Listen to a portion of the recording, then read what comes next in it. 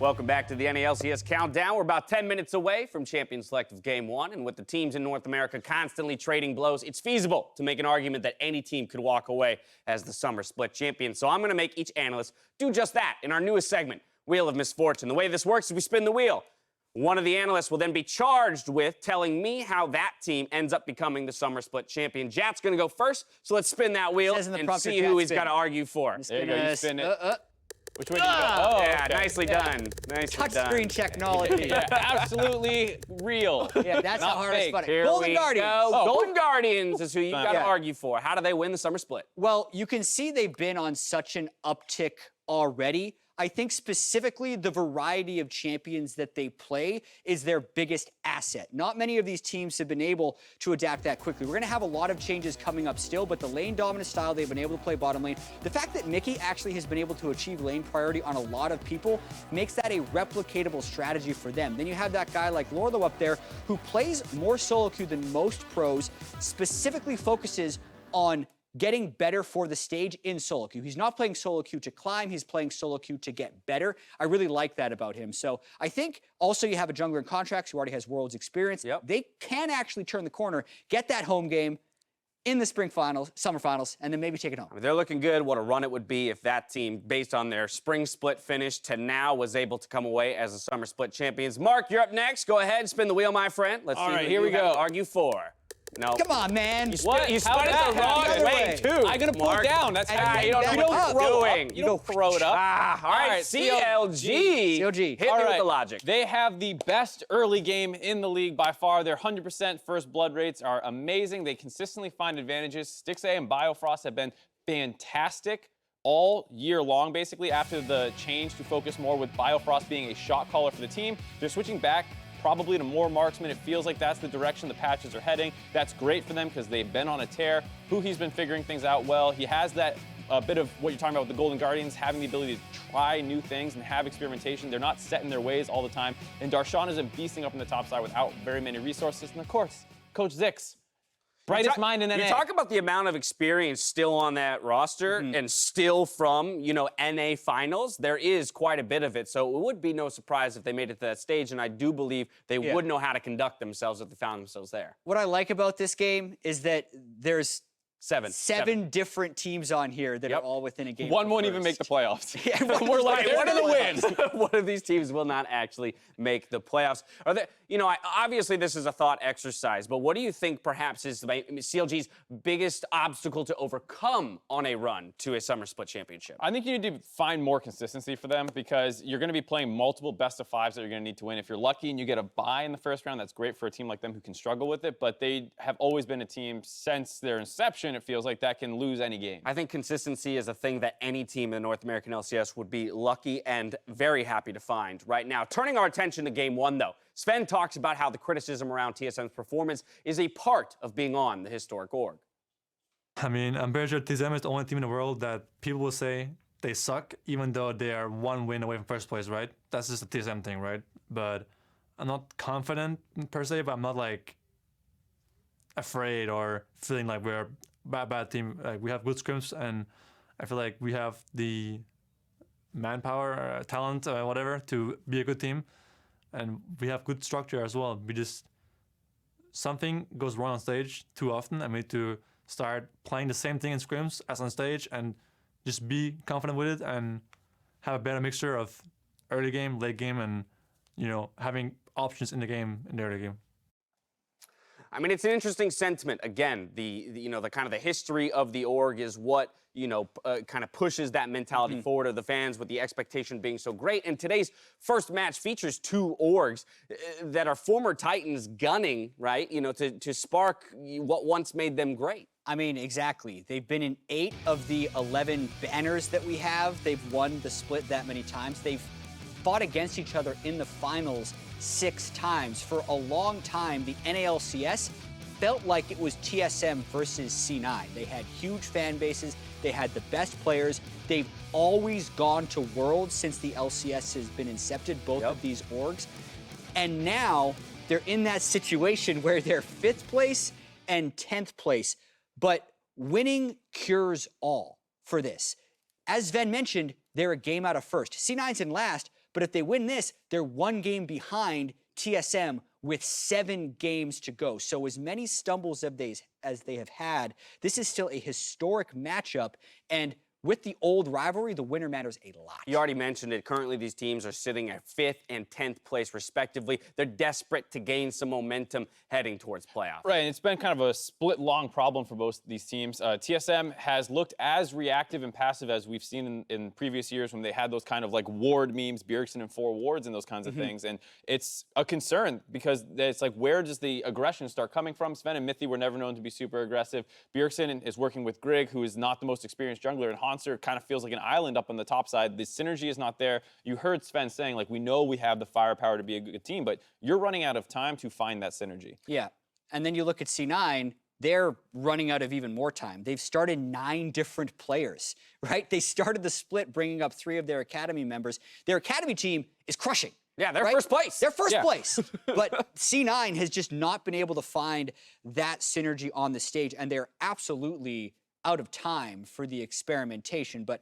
the glimpses have been there for this team. They were smashing so many of these early games. All of the people they brought up from Academy have had good games, right? But they just have never been able to put it all together. And the big thing is that both these teams, since the inception of the LCS, have made Worlds. Exactly. And so going head-to-head here, while both teams are in pretty dire straits, it feels like, for their positioning, is a super important battle still. Right, and a huge clarification point. Because they've both finished 5th, 6th in spring, they only have 10 championship points. Right. And the way it shakes out, that means if they miss playoffs, which one of these teams very likely could, they will not have enough championship points to even make the regional qualifier. Exactly. So that would be guaranteed missing Worlds if they miss playoffs. They need to make playoffs, both of these orgs do, but I think it makes the sentiment that Zven shared even that much more important to recognize the closeness of the league. And while they are 5th and 10th, their reach, their ability to still gain that ground does exist. So it's about turning it on now and following through to the end of the season. With a much-needed win on the line, let's run through some of the breakpoint matchups for this game, starting, of course, in the mid lane, Bjergsen versus Jensen. This has always been a top-build matchup. Yeah, historically, 2 of the best mid laners North America has ever had. Then every time they fought, it felt like an epic battle.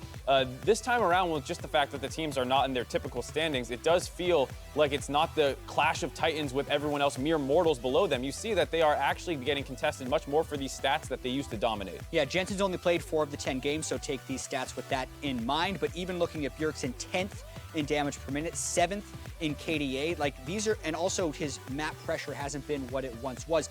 That's not to say that they haven't shown those glimpses. Bjergsen's Talon game last week was awesome. Jensen had a really good Orianna game as one of his 4, but it's a slow start for these teams. It's inconsistency for these teams, and for them to reclaim their former glory, those mid laners need to perform. Well, we shoot ourselves to the top side of the map. We find Licorice versus Hauntzer. Of course, you mentioned, Mark, already. At times, Hauntzer has put up MVP-like performances in the past, in past splits, past years, and Licorice has maybe been the highest performing member for Cloud9 up to this point. Definitely the case, and it's where a lot of the burden, I think, falls for C9, just having their most consistent player over the course of all these roster changes step up and have another good game here against, like you said, Hauntzer, who still is holding his own for the most part. It's just he's not being able to blow those leads open like we saw when he was that MVP candidate. Yeah, and holding his own could have been enough for Hauntzer back when they had the Bjergsen double lift, Sven Skaren always ganking bot and mid style, but that's not the style that they want to play anymore. It's very much wanting Hauntzer to be a carry and a leader on that team, and he's not been playing that way. 5th and 10th place, these teams have struggled to pick up the wins. They need to separate themselves from the pack, but I'm putting it to you guys. How do they do it today? Starting with TSM, Mark, you're going to take that squad. The first thing I'm going to look at is avoid losing lanes. It feels like whenever Zven is 0-0-0 heading into 30 minutes, that's actually a great game for TSM, and he finds a way to take over the game. The other thing would be get Bjergsen rolling. That Talon game was one of the most proactive games we've seen out of him,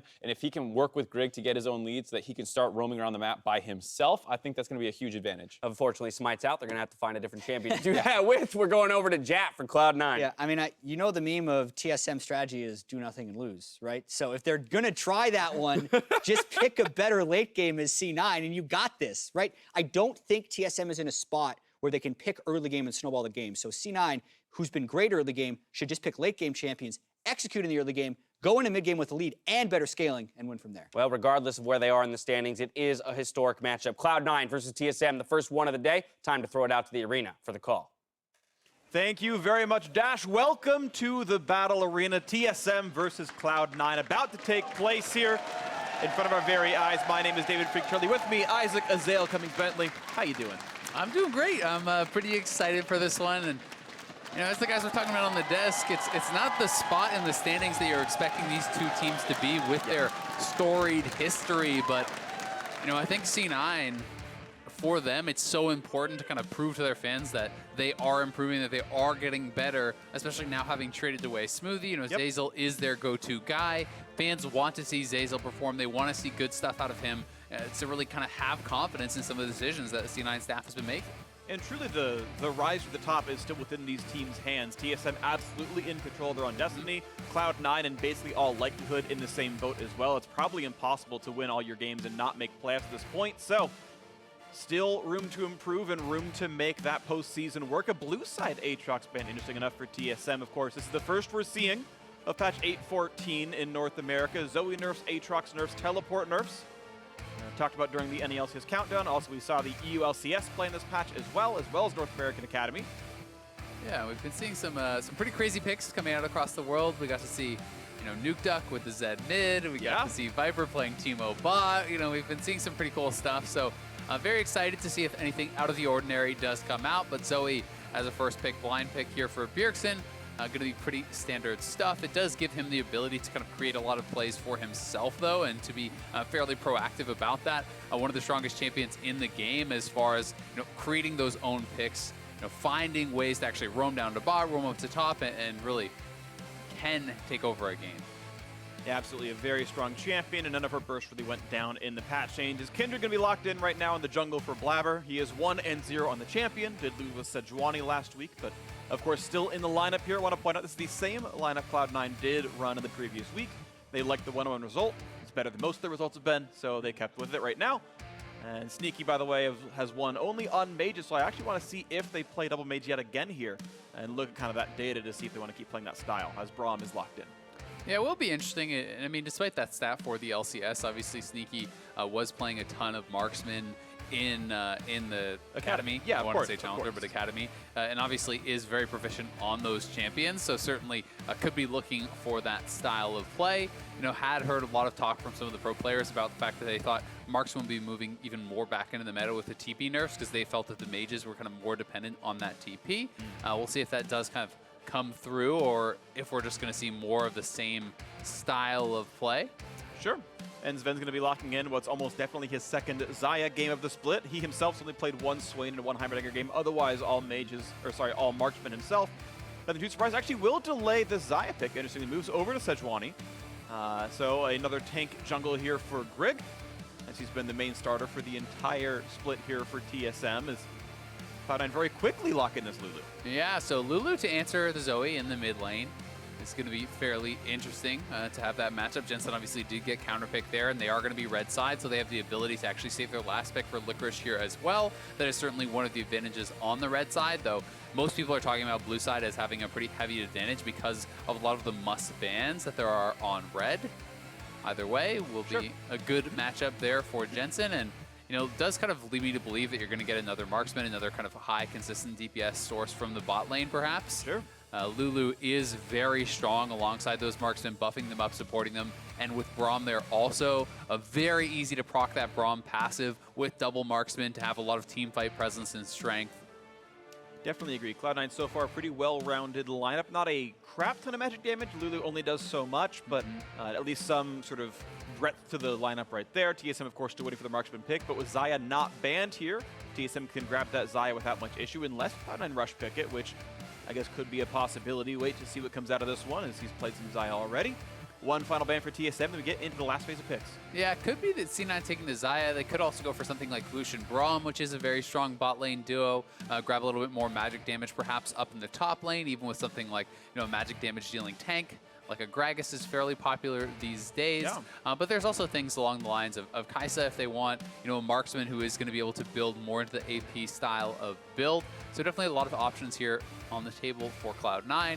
The question is kind of, if you take away the Xayah, are you really like denying more than you're kind of hurting yourself, right? And I think a lot of people right now feel that Rakan is so strong even on his own that you don't really need that pairing. And yep. Of course, there were Rakan nerfs as well, but of course still worth picking up on TSM side. Dr. Mundo going to be the lock-in for Cloud9. They had banned Gnar and Gangplank, what they consider the most two oppressive top laners against him, but does conspicuously leave up the Darius, who has been a common counter pick as well. We'll see if Hauntzer wants to play that as Xayah gets covered on the left-hand side. It's interesting because Darius has really been kind of falling out of favor in the LCK and around the world, and it's not getting picked nearly as often, but it is still a very strong pick into the Mundo. Kled is something that I've been seeing kind of more of also. I do think is a very, very strong matchup into the Mundo. Cho'Gath is obviously fine. It's just kind of a safe blind pick if you do want just another frontliner there. But it is, I would say, an advantageous matchup for the Mundo, so you're kind of self-counterpicking a little bit there. Mundo does generally fare extremely well into all sorts of tanks. And the flashing of the Teemo bot. Shout out to Viper there from Griffin in the LCK. Yep. Doubt Ooh, we're gonna I would get like it. this, actually. Quinn, there is a possibility of taking it, and we're going to get it. Nice. I like Quinn a lot. She's been a strong bot laner for a while, has risen to popularity recently, though, but has been exceptionally high win rate in solo queue for quite a while. Yeah. And so Sneaky going to bring out Quinn, who has definitely been dominating solo queue over the past couple of months, and going to be fun one to watch out for here. Yeah, I mean, very recently, Quinn was actually highest win rate in 3 roles. Like in top lane, mid lane, bot lane, highest win rate period, very strong champion.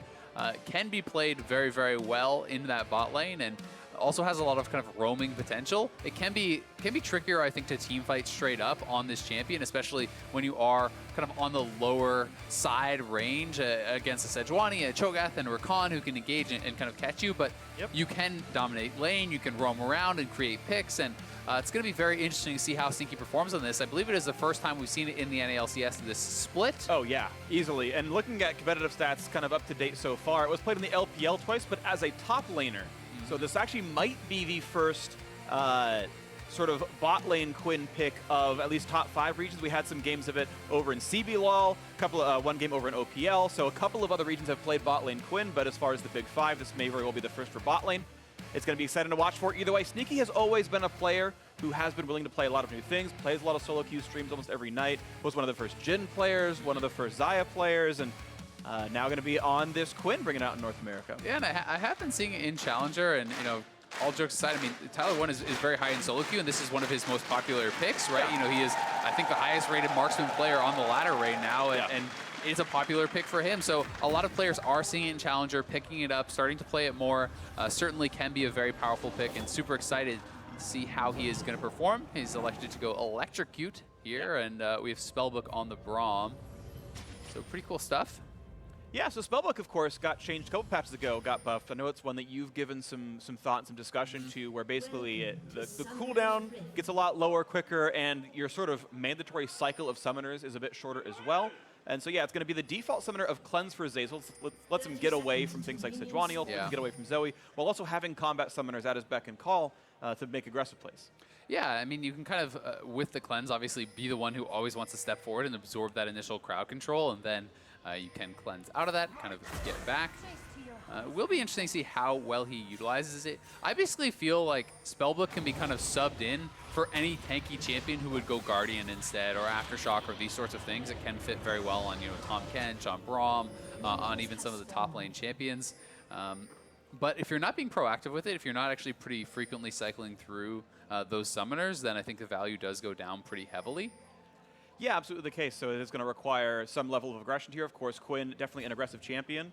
And we'll see if they can get out of this one. Of course, Xayah, not the most escapable of champions, absolutely. Can get away with the ultimate a little bit, but not always a sick of self-feel. It is going to be TP Xayah, though, and so we'll see how that lane pressure kind of goes.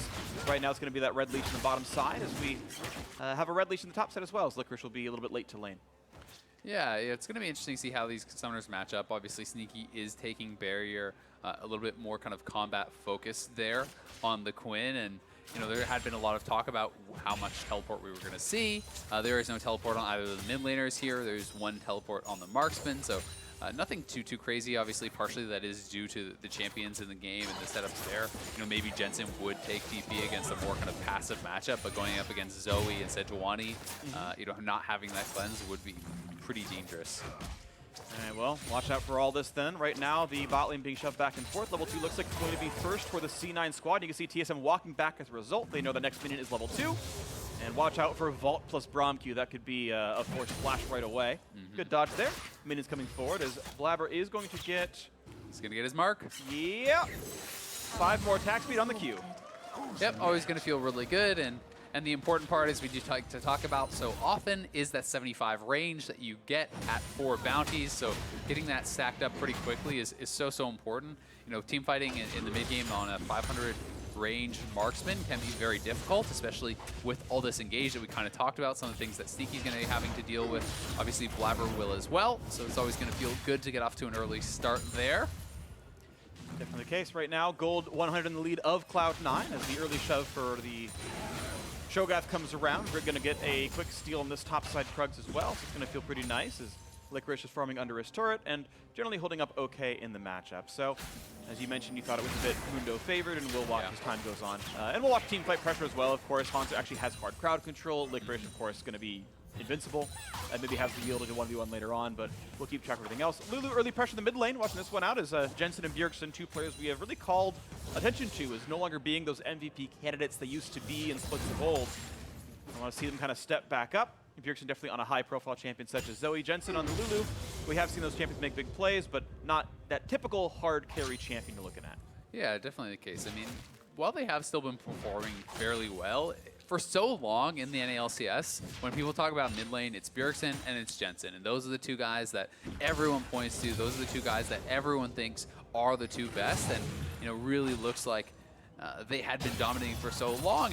And this split, I think it's much more wide open. These guys have not been the clear 1 and 2. A lot of people have been talking about Power of Evil, for example, and how well he has been performing. Yeah. And it's kind of up to both Jensen and Bjergsen to be able to step up and really kind of reassert that dominance, to show that they are still those top-level players and that they can perform at that super high level. And that's something that Bjergsen was able to do a bit of last week with his Talon performance, which was probably one of, if not his best game of the split. Yeah.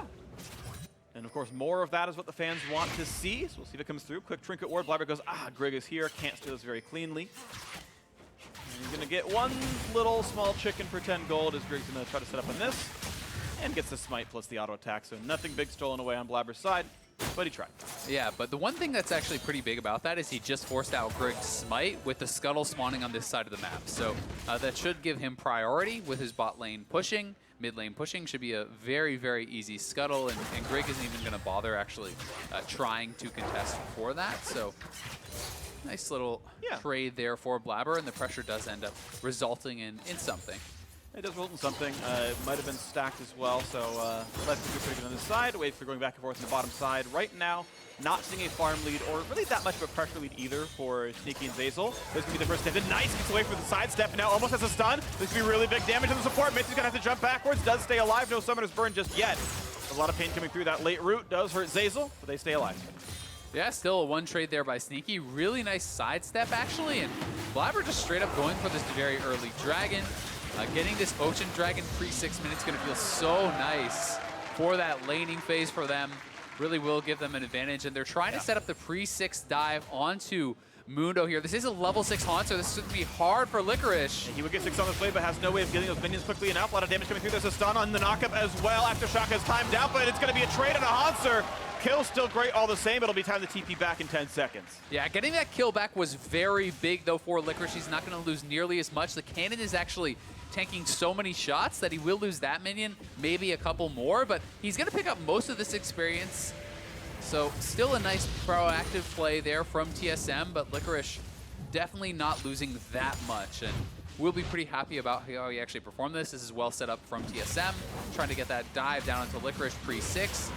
Grig tanking quite a couple shots there, but then got to back off and maybe should have taken a couple more shots before actually trading the aggro. It felt like either it should have been on Hauntzer from the start, and then he tries to flash out, or Grig should have tanked more shots with his passive and kind of waited until he was lower, but it was a little bit halfway. Right, the reason I thought it was misplayed is because Grig has Aftershock.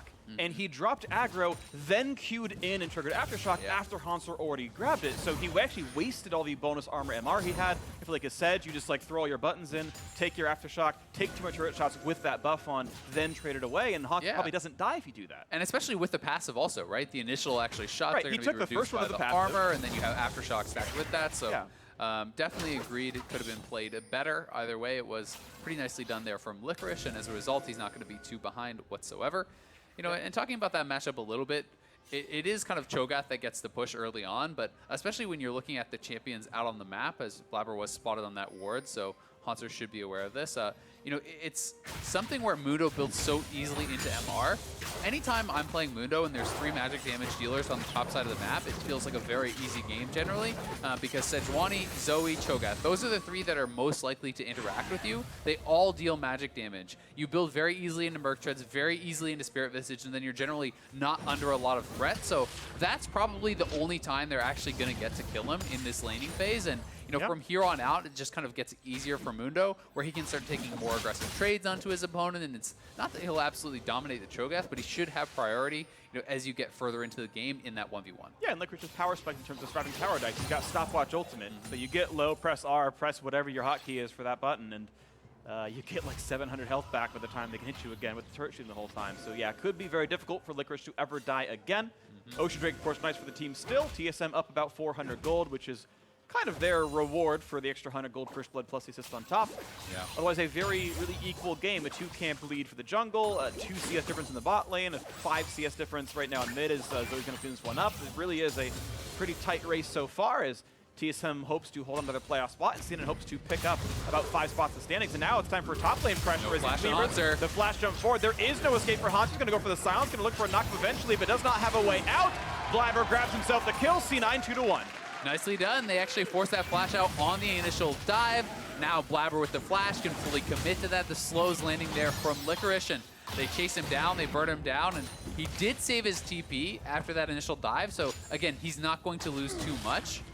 So much of these kills really does revolve on where the minions are, when TP is up or not, and just pretty straightforward stuff. Licorice landing the cleavers, Blaber flashing in, and they just train him down straight up. And I like the kind of read by Blaber. I'm not sure if it was right or not, but he thought, you know, it's going to be hard enough to kill him. I don't want to give my teammates too many turret shots. He flashed to get into range of a champion that was going to be slowed already by the Mundo, but thought they needed the time, so chose by the summoner spell to do that. Hopefully will not come to bite him in the end. And it was otherwise a clean kill. Ties up the score overall in this game, and now it has to re-engage on his Zven. Oh, actually blocks the potential route on a Sneaky, a trade of ultimates now. I really like that backwards shield, though. It made Sneaky able to keep chasing forward. I really like that play out of Zeyzal. Yeah. Will not become a kill. Really good stuff. I mean, forcing out that ultimate from Zven is going to mean there's a lot more ability for them to actually commit in and try to go for a kill. Zeyzal has actually spellbook swapped over to the Ignite. Blaber is on this side of the map, so they could look for a potential fight, but Blaber does not know he was spotted, and that Grig is down here waiting, but Sneaky actually just caught him there. That was big. With the W, so nicely done. Yeah, really cool stuff right there. That is, of course, the big benefit of this champion. It's kind of meant to be an assassin, so her Scout Hawk helps make sure that she's not getting surprised. And good job there, Sneaky. Quinn and Valor, the true duo of bot lane. Zeyzal helping out with his magical door. I think some mid lane looking pretty even overall. C9, I think, pretty happy to just kind of play back and scale up a little bit here. Base check. Grig is marked. Pretty good damage here. Jumps over the wall. Has not yet triggered the keystone. Decent damage right there.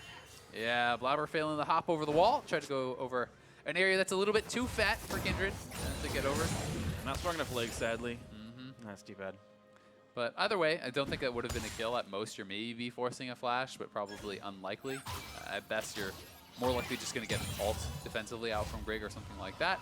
Either way, you're going to be able to push him out of the jungle a little bit, getting a little bit of pressure down there, and has that 2 early bounties, got the Braum, got that initial scuttle, so doing fairly well in that regard. But you know, I have to give credit to TSM and their warding. They have really had eyes on Blaber most of the time, and you know, been able to kind of see where he is going around.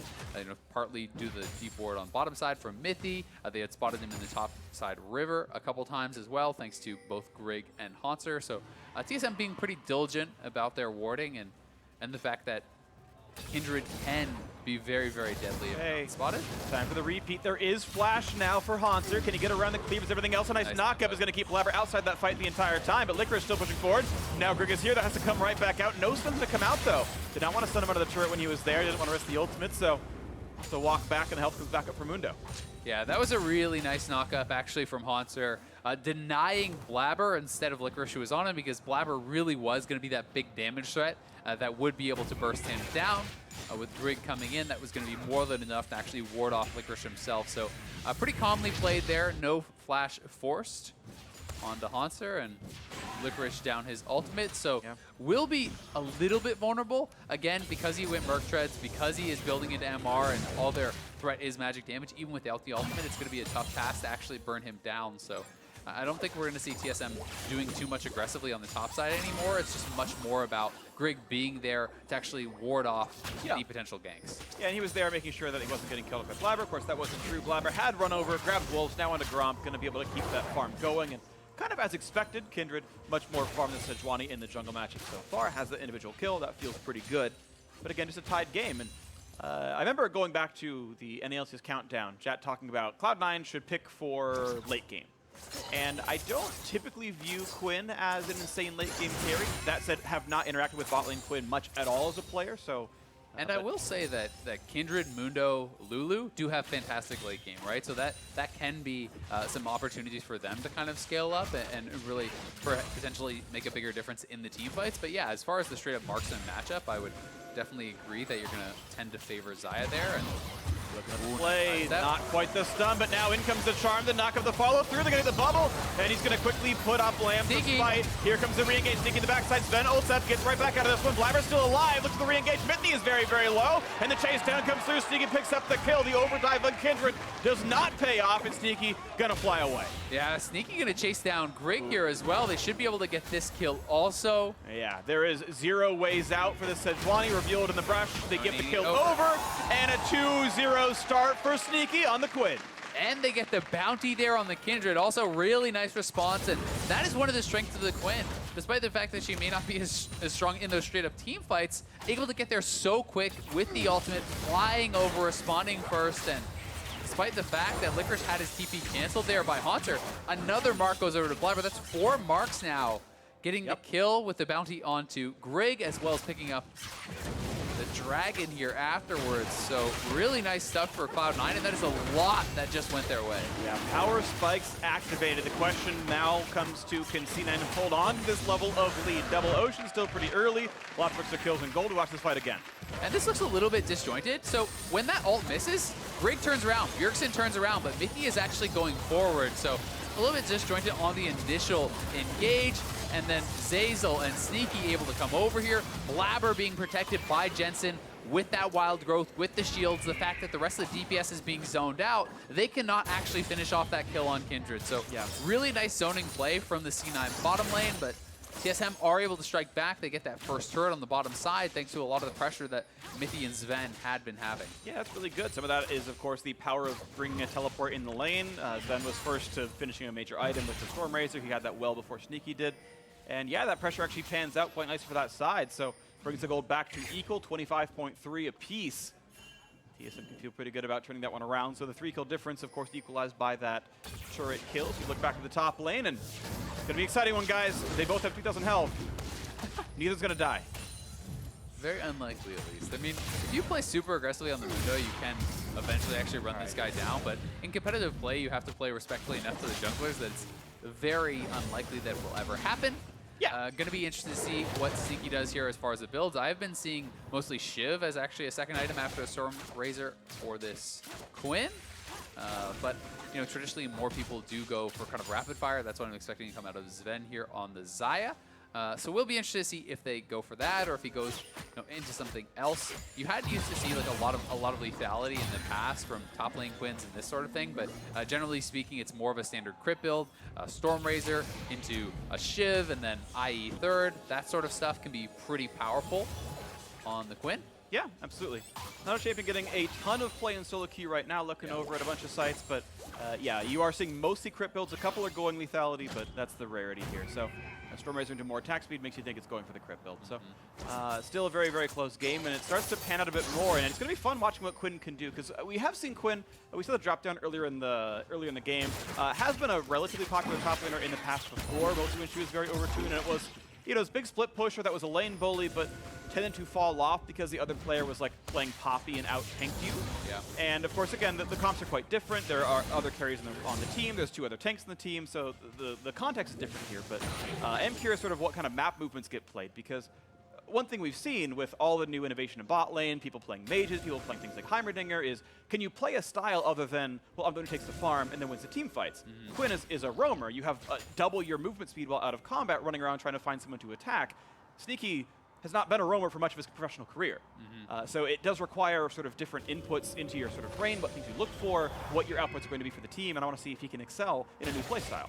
Yeah, I'm going to be very interested to see. And I mean, one example, and it's obviously not exactly the same, but sometimes how you see Twitches actually play against split push is sometimes similar to kind of how Quinn can play. You can have your Mundo actually pushing up in that 1v1, and then Twitch shows up. In this case, instead, the Quinn can perhaps then show up and kind of create a side lane advantage. Obviously, the ultimate can also just be used as like a pseudo teleport. You move around the map so quickly so you can go push out a side wave and then come back, but fight over the scuttle here could break out. Weak point available. Oh. Trying to help in this one. A quick bubble on the side. Now look at his Bjergsen walking away. Now they found the stun up at the bottom, and they're going to shut down the Quinn. Flash not even used. A pickoff there in the wings. And TSM get the kill and Rift Herald. Yeah, Sneaky just kind of wandered in there all by himself and ends up in a 1v4 situation, goes down very, very quickly. A bit of a botched fight here from Cloud9. You know, Zeyzal actually missing the block on the Zoe attack as well, coming over the wall and putting Jensen very low there too. And TSM now kind of grabbing back into this one. The thought was maybe TSM don't know how to shot call in a late game and C9 can just scale to safety, but TSM looking good so far. Sub 20 minutes have picked up now 2 unanswered turrets despite losing the Drakes and sit on a reasonable gold lead of 1,000. Yeah, and they have the Rift Herald still in the bank, right? So they've knocked down the outers in top and bot. That mid lane turret is obviously still alive, but you have to think that if TSM orchestrates well around that mid lane, drops the Rift Herald there, that could be the last of the outers and a pretty significant gold advantage. But here it is again, Jensen getting slept. The block kind of missed here by Zeyzal. He tries to go up, and it looks like it just barely goes around him, and Sneaky trying to go in and actually assassinate Bjergsen, but everyone coming back to Bjergsen very quickly. Mithy able to hop over to him. Grig jumps over the wall. Xayah shows up very quickly, so just kind of underestimating the response time that could come in from a lot of those TSM members means Sneaky goes down and the Rift Herald goes their way. Yeah, maybe just with Fog of War, he didn't know anyone was there, but the first hit on Zoe was fine, chunk and a half, get out. But yeah, running into Fog of War where the other team is, definitely a huge misgiving there for Sneaky. Got himself killed, but we reset onto the game 600 apart. And as you mentioned, Rift Herald in the inventory of Grig, TSM ready to use that when it's needed. Baron Nash respawning. Kindred mark on the very bottom side of the map, going to be hard to pick up, so he's going to sit there on 4 marks for a while. And now look at the next big play as when the bubble comes in, but no cooldowns yet available to punish Jensen. He'll stay alive. Yeah, no, it's actually a very well-timed polymorph from him. Right as the Drowsy is about to complete, he polymorphs Bjergsen, which kind of messes up the timing on actually landing that paddle star into the slept target. So that in combination with the fact that Blaber was there, pulling him back. But look at the damage here on a Zeyzal. Burns the cleanse, gets away, and walking in a straight line, outplays Grig's skill shot, but a re-engage to be through now, looking for the assassination. They picked out Mithy, and Blaber's going to stay alive with the Lamb's Despite as well. Grig flashing out to keep up in this one, but a cleaver lands, and Grig is flashless. Watch out for Sneaky, going to try for the outplay up against Zven. A double kill finally comes through as the chase did come in. Nice Q flash, the knockup as well. Zven not long for the world to pick up, but a trade kill, and actually another comes through for Bjergsen. Nice play on the backside, makes that fight a lot closer than it had any right to be. 3-2 favor of Cloud9. Yeah, 3-2 in the extended play there. Cloud9 do go one ahead, and a nice aggressive play there from Blaber, honestly, jumping in, knowing his limits very well, picks up another bounty and some kills that really started off that fight effectively for Cloud9. Feels like had they just stayed together as a 5-man squad, maybe they could have got even more, but they kind of diverged and had some chasing Hauntzer and some chasing the rest of the team. We'll watch it one more time. Bjergsen with a lot of early poke here. Good cleanse to actually not only avoid that damage, but end up avoiding the Sejuani ult. And then Blaber flashing in, able to finish off Mithy, gets the ultimate down, and the chase is on here. Licorice very strong at this point in the game. Unless Xayah is hitting Licorice, she's really under no threat whatsoever, so they do pick up one kill on the side, and then the Q flash from Zeyzal allows Blaber to grab another, but trade does come out. That Xayah pullback. Yep, sitting on controller in the brush as well. They're actually pretty safe to play around Vision. That was pretty nice out of the TSM side, making it closer than it maybe should have been. Back to a tied game in gold. Herald timing out in about 20 seconds, so TSM will have to use that soon. The only open turret is mid lane, and pretty easily defended by Lulu right now, so good luck with that one. Sneaky kind of look for the play, doesn't find much here. Out he goes. Yeah, and have to say, I like the build here quite a lot from Blaber. I think an early Blade of the Ruin King against Cho'Gath Sejuani is going to be very, very effective. And he's going for the attack speed style build. Could go into a third item Zeal, Hurricane style build, and really you can be very effective at actually shredding that front line. He does have his extra 75 range already, and you know, is going to be quite effective in the team fights at this point. But TSM do knock down the last outer there. Well used Rift Herald, and has been very good early game play from them, moving on the map effectively, you know, pressuring these side lanes. Despite the fact that Sneaky has looked pretty good in the fights, he has been under his turret. Zven and Mithy have been the ones pushing, using this Xayah Rakan duo quite effectively. They really have, I gotta say. Zven's, I think, been having a very good split in TSM, even though their spring split was only a 5th-6th finish. Their summer split, they're 5-5. It's not been the result TSM fans expect from their favorite team. But Zven has been very, very good, I would say, pretty much the entire split long. And a lot of performances like this, where he's either lane dominant or getting a lot of pressure or carrying the team fights. Definitely, I think, a player that fans can get behind quite a bit. I think he's not really missed much of a beat here.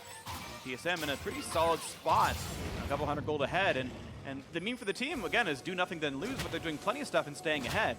And it feels like they're in a good spot to continue dominating this game. We are getting to see a little bit of kind of the Quinn power roaming around the side lanes being showcased, though. You know, Sneaky just goes out to the side lane, pushes that wave, comes back very quickly to the team, so he can create odd man advantages by roaming so quickly, by moving around the map so quickly. And, you know, Zven is going to have to be reliant on the teleport and his much lower out-of-combat move speed. So we're going to see how effectively C9 can split push, because right now, Mundo down on the bot side, Sneaky could head back up to top lane, get that pushing for them as well, and it's going to be up to this 3-man squad to stay safe and to, you know, kind of hold down the fort in the mid lane. So far, the fort's been held a little bit. I mean, the Rift Herald charge made it a bit harder, so now C9's out of all their outer turrets, but that's kind of the hope. We've had Mundo splitting in the bot side for a while. Licorice comes back up now as the Hauntzer Cho'Gath holds that wave. Burns Feast to grab a cannon and some more health, but C9 now looking at a bot lane play, actually. Instead of playing around the Quinn, it's playing around where Licorice was. Recall's coming through and then actually going for the play, and he's completely alone. This actually could have been a chance at forcing a flash or something, but they don't go for it. They're going to just simply back right off and trade the farm yet again. Yeah, they will back off. You know, didn't have the minions, so perhaps they didn't feel confident to pull off a dive, not knowing where a lot of the TSM members are. You know, C9 really has no deep vision whatsoever. If you look across the map, both teams have been focusing very heavily on vision denial and really don't have any wards past the river. So it makes it difficult to go for those aggressive plays, not knowing, are there a couple men behind Hauntzer? It's going to take some time to train him down, you know, even in that 2v1. And you know, IE now complete here for Zven, so he's going to be at a fairly strong point. Working on that Zeal as the third item. It was the Shiv second for Sneaky, and likely going to be an IE. Potential of going a different direction, but very likely will be the IE and focusing on teamfight damage. Yep, and of course a build like that will help the late game scaling of Quinn. The old lethality Quinns, of course, they're built for skills. They're going for a fight right now in the front line. A quick Charmin knockup is there, and the re-engage comes across. Mithy is forced out, and a Lamphus Spike popped in time to just knock down Zven, the 2v1. Well played there, picked up one of the major carries of TSM, and just map control given over. Just go straight onto the Baron at this point. I mean, when Zven is dead, there's no threat onto Licorice, so it's so easy to turn for a fight here. Because this Mundo is going to be so difficult to deal with, TSM is moving over. Grig has been great with the Baron steals. That's Smite. He's got Flash. He's got a Blast going a lot of ways into the pit if they need it. Will it be a pull or will it be a Flash Chomp? You know, a Smite coming through, some way of making it a 50-50 or better for TSM. Chomp something about 20 seconds here for the Cho'Gath. If they wait that much time, it's a lot of crew damage. These are getting pushed out. Sneaky quite injured as well. This poke working really well for TSM. Can they find the re-engage? Bjergsen gets another chunk down. Now go for the play. Mithy's going to drop. Bjergsen's gone as well. 2 for 0. And the chase in for Hauntzer. He's got Flash, but he's got nowhere to go for this one. He will not find Jensen. Baron's not aggroed. It's a 3 for 0, and now they can turn back on a Baron. Grig, though, is still alive. Does have Flash, does have Smite. They've got to push him out this pit somehow if they want to not risk it. And Sneaky's the one for the job. Pushing forward, pushing Grig well out of range. Might even get the kill. And in fact, he may just do so. Doesn't want to ult for it, doesn't want to get in, but that's going to be a Baron picked up cleanly. Cloud9, 4 straight kills, and the Baron on top. Nicely done there from Cloud9, and getting that pick on his Zven so big because there's no one else who can threaten the Mundo. So Blaber sees Mithy and Zven moving forward.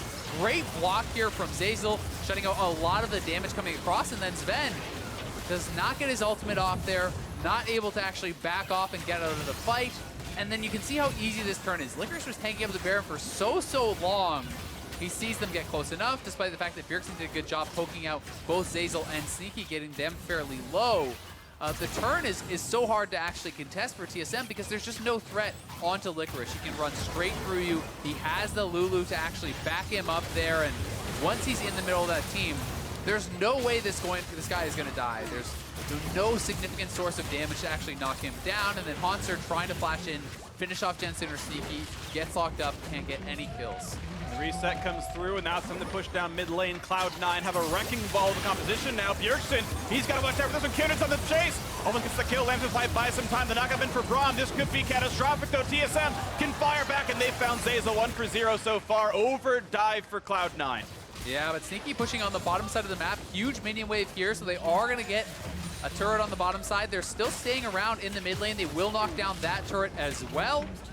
Overextending a bit. They were close to getting some kills there. Blaber really has been playing aggressively, knows he's at a strong point, felt that he could go forward, pick up a kill, wasn't able to. And that was the thing that he kind of was sad about himself about last week, said I played so much more aggressively in scrims. My team has to hold me back, but I've not been playing aggressively enough on stage. This is like more trademark Blaber. Let's go for hard tower, guys. Take the 1v1. Don't worry, I'll ult in time to not be traded, and he's been right almost every time. Yeah, I mean, he is the guy that is starting a lot of these fights, and that's simply by popping the dance of arrows, jumping forward, looking to just get onto these squishy targets. I mean, when you are this far ahead as a Kindred, you really can take duels very, very effectively. He knows he has the Lulu in his back pocket to actually prevent him from being burst down. He has the QSS, so he should be able to always get that ultimate off in time. And as you said, so far he has been right.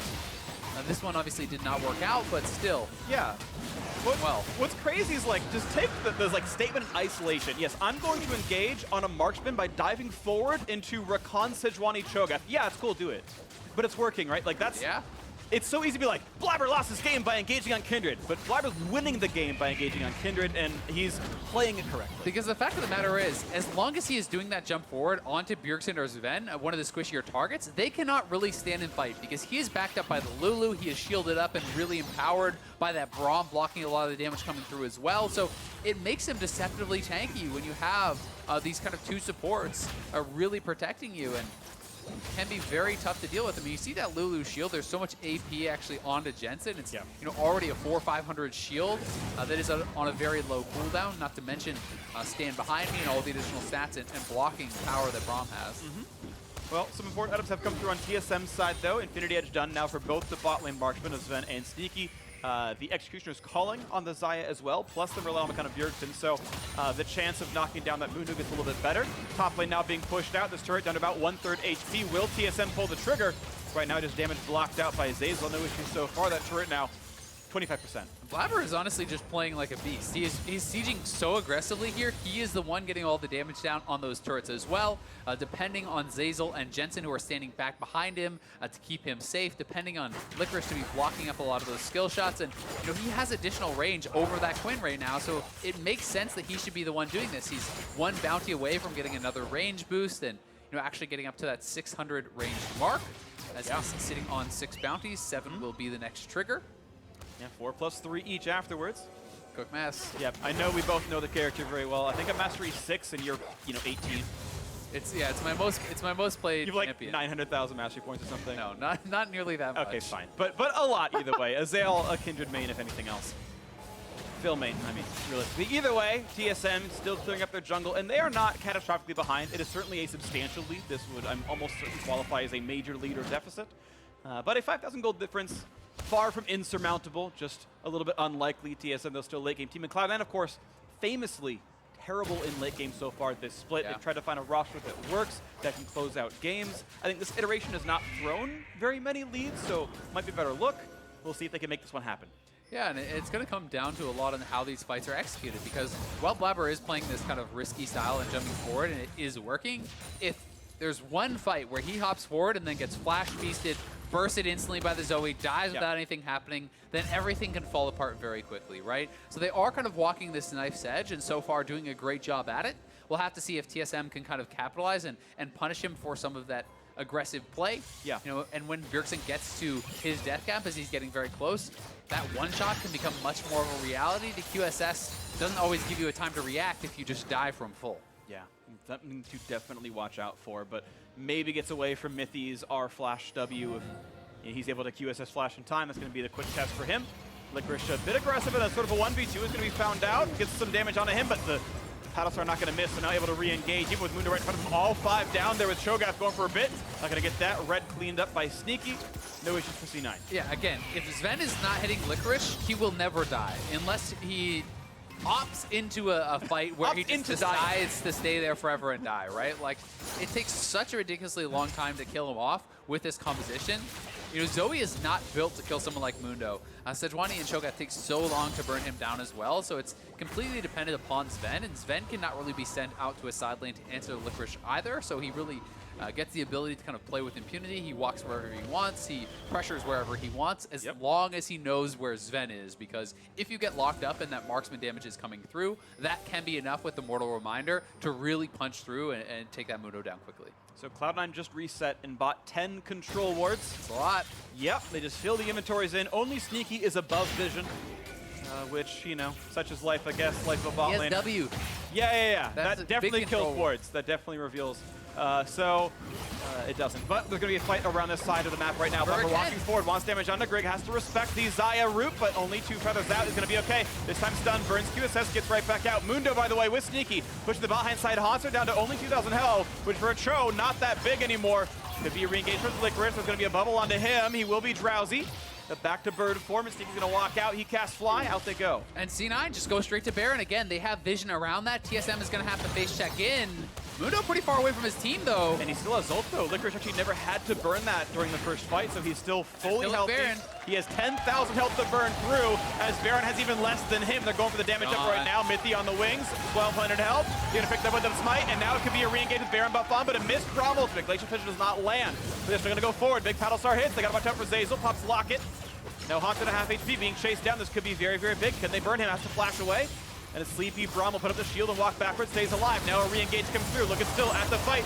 Slams the fight, comes down. Look at the damage though. Could they pick him off? Sneaky gets one. Will there be a trade? Not just yet. Sneaky kites away, stays alive against Hauntzer, who is losing his own health and 2 for 0. Bjergsen on the wings. Cannot quite get that kill. Zeyzal stays up on this one. Cloud9 2 for 0 in the fight. Making a third as Jensen finds the other Danish member to kill. And it's now Zven who gets flashed on. Up into the air. Looks for more. Gets a root, but not in the kills. And it's onto the inhibitor turret. Sneaky towards the back lines, but it's for the minions. This could be a Cloud9 win right now. Yeah, this is probably just going to be the game straight up. Zven is going to try to get back into the fountain, heal up, and they need to defend this, but Mundo's back to full HP. There's a lot of healthy members on Cloud9. It's a 2v5. 2v5 with Baron. Zven's already gone. Grig against the world gets a single trade kill on the jungler.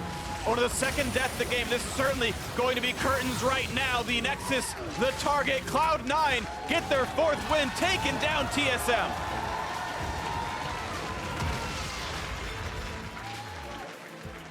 Nicely done there by Cloud9. Now 2-1, I believe, with this roster. So, you know, having a lot more success. They have settled on their 5. They knocked down TSM and, you know, putting TSM down below 500 now. Cloud9 moves 2 games away from first. The league is that close. They are the 10th place team, but they are 2 games away from first place. And, you know, with performances like that, you certainly have hope as a Cloud9 fan that they can make the climb. Their fate is still in their hands, and with improvements, they can make playoffs. They can make Worlds once again. Absolutely the case. Cloud9 2 wins behind first, 1 win behind a playoff spot. Hugs from some former teammates and friends as Cloud9 vs TSM, a battle for the ages. Not typically a battle towards the bottom of the table, but this time around, it's been a struggle street in the summer split. C9, as you mentioned, 2-1 on this roster, hoping to keep moving up. And it was definitely a team effort here for Cloud9, but I think one of the most exciting things as a Cloud9 fan is the fact that Blaber was such a standout player here today. That was by far his best game on the LCS stage. He looked extremely confident, always moving forward, knew how to play with his lead, was using those Kindred ultimates so effectively, and I'm just super impressed by that play. I mean, it's a bet paying off for Cloud9. I mean, in Spring Split, it was Licorice brought him up from EU United, I believe it was, and he was a star immediately. Blaber they picked up after scouting grounds at the end of last year, kept him as a sub on Academy. When he's eligible, they brought him into Academy itself, then into LCS this split, you know, a player they've invested in, and then a great job so far, so very big props to some of the new players of Cloud9. But now, to hear more about that victory, let's send it over to Avli and the Cloud9 top laner. Thanks, guys. Licorice, congratulations on that victory. What an eventful weekend for Cloud9, trading away a longtime teammate and now taking down TSM. How have you been holding up? I mean, personally, I've been doing good. I mean, same as usual for me, but it was definitely sad letting Mithy go. He was like a good friend of mine, and we messed him around the house a lot. But I'm just happy that we got the win today, for sure. And tell me about you and Blaber. I mean, you guys look like you were popping off against TSM today. So what's it like playing with him? Playing with Blaber is interesting. He's definitely an aggressive jungler. You might have seen the Baron. Might not have gone quite according to how we wanted it to, since he just went in 1v5 and tried to kill everyone. So that's Blaber. He's pretty good though, so I enjoy playing with him. Reaper did say that he was bringing him on to make some of these crazier plays, and it looks like he's been doing it. But with this win, you guys are no longer in last place, but you still have a long ways to go in order to make playoffs. So how are you guys going to make that run, starting with tomorrow's game against Fox? I think we just have to focus on playing our best and not really focus on the score or anything. If we just go into each game and like make sure we all know what we're doing and we're all really comfortable with the champions we're playing, then I think we have a really good shot at making playoffs. Thank you again, and congratulations on your win. And for more on the game, let's hear from the State Farm Analyst Desk. Thank you very much, Avali. Here in the LCS, C9 have picked up a much-needed win. At the same time, their Overwatch team, the London Spitfire, just became the first Overwatch League champions with their 3-0 victory today over the Philadelphia Fusion just moments ago. So congratulations to them on a big victory in that new league. But The LCS roster too, baby. Yeah, exactly. We talked about the importance for both TSM or C9 in finding a win here in today's matchup, and it falls in favor of Cloud9. Rolled through the highlights, though. Blaber on Kindred was popping off. Yeah, huge play here to get the Kindred Lamb's Respite down before the Drowsy hit him, so he was able to stay alive. And then when he comes out of it, Jensen's there for backup. That's kind of what the combo is supposed to do. Whoever's getting low, you keep them alive with the Lamb's Respite, then you pop them back up. And that's kind of what started getting the ball rolling for C9, but they were not crushing this game necessarily. Like, I think was very impressed by the fact that there was an even game versus TSM, who also had a good late game team comp, and C9 was still able to find a lot of these kills. Absolutely, showing some composure in these very tense and close team fights and skirmishes, ultimately finding advantages and rolling them forward to the victory. But I want to key into something that Licorice was talking about in his interview, the aggressive style of Blaber, because what's interesting to me is that is a characteristic that Zven was always so well known for in the earlier portions of his career, was his Lee Sin play, his aggressive play that kind of disappeared throughout his time on TSM and then even here now on C9. I think every team kind of needs that catalyst, and C9 seem to have found it. I mean, if you look at this fight, look at how low they get, but continue to press forward to find more kills. Everyone is at around 20% HP by the time this fight ends, and they're able to take the game because they continue to take that fight. They could end right after that. If you back off and you only have the Baron, you don't look for those extra kills, you reset, you give TSM more time to eventually find a game-turning fight. So they just put their foot down and end the game right there. The gold graph echoing your point about how close it was for so long throughout the game. But looking at the damage statistics, again, the top side of the map for Cloud9. Licorice has been a top performer for this team throughout the entirety of Summer Split. Here on the Mundo, showcasing the power of that champion, especially into other tanks, even topping the damage charts next to that. Yeah, you throw cleavers at Cho'Gath for 30 minutes, you're gonna have some high damage You gotta get some damage up there as well, though. You mentioned we saw the Quinn used to your relative effect. And with our first Quinn here in the LCS, we're actually going to toss it over to Jat to break down some of the mechanics that are needed to play this champion. Thanks, Dash. Got to see Sneaky play Quinn. I think it is long overdue to make it into the LCS.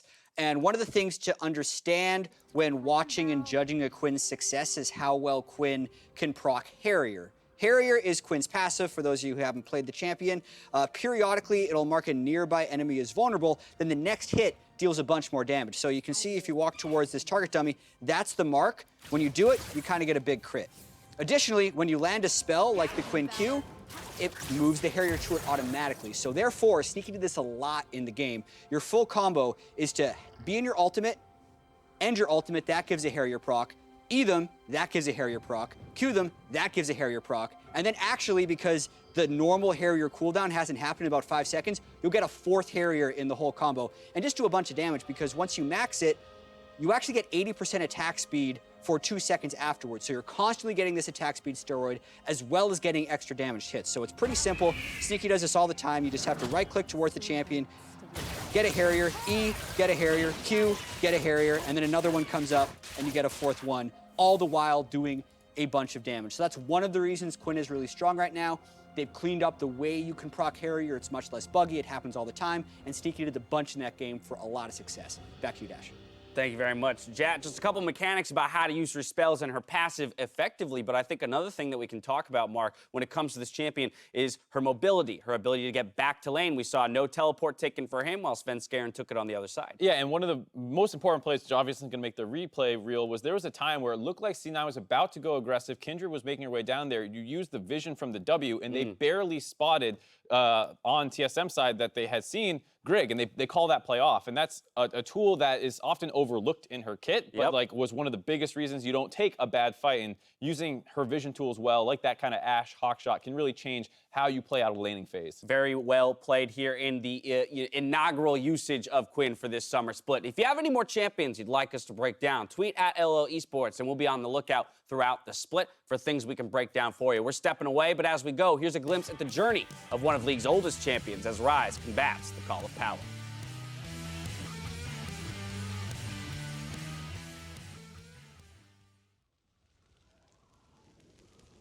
There is a great power in this world.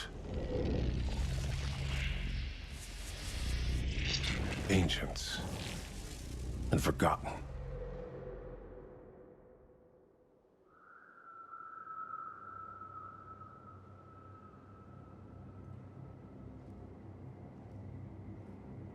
It transformed fields of bare stone into wonders of life and magic.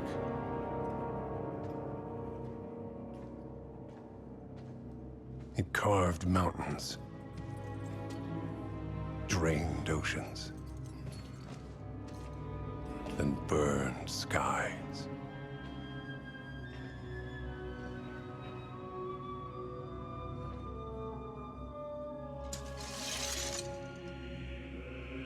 It never faded.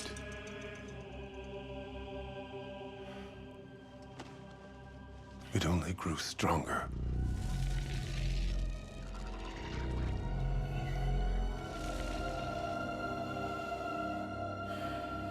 Hidden away, waiting to be found.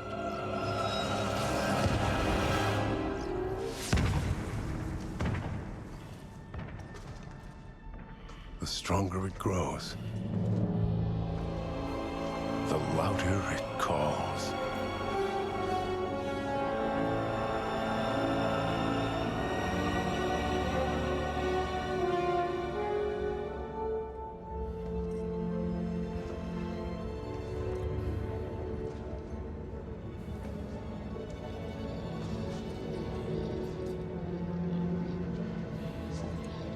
Others seek to claim this power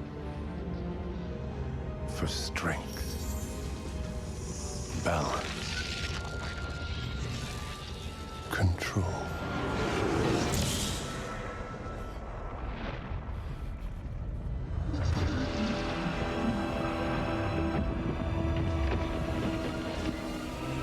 I was weak then,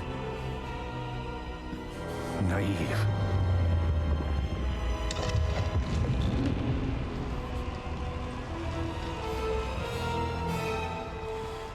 So I vowed, never again.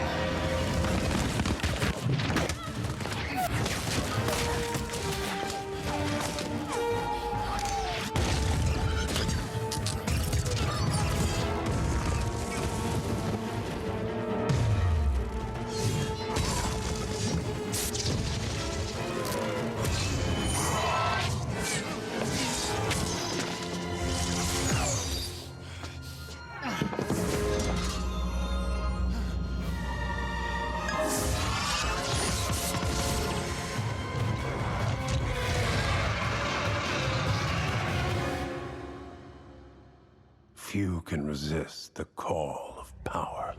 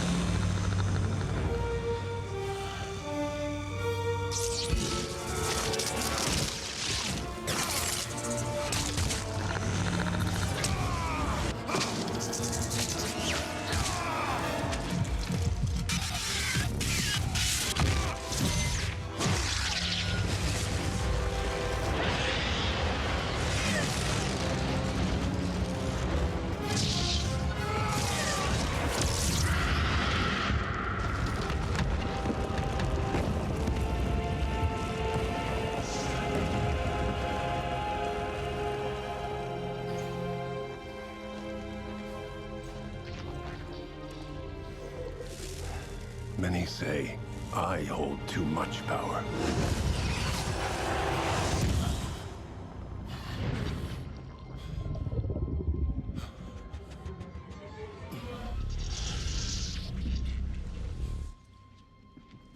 Others say I can't be trusted.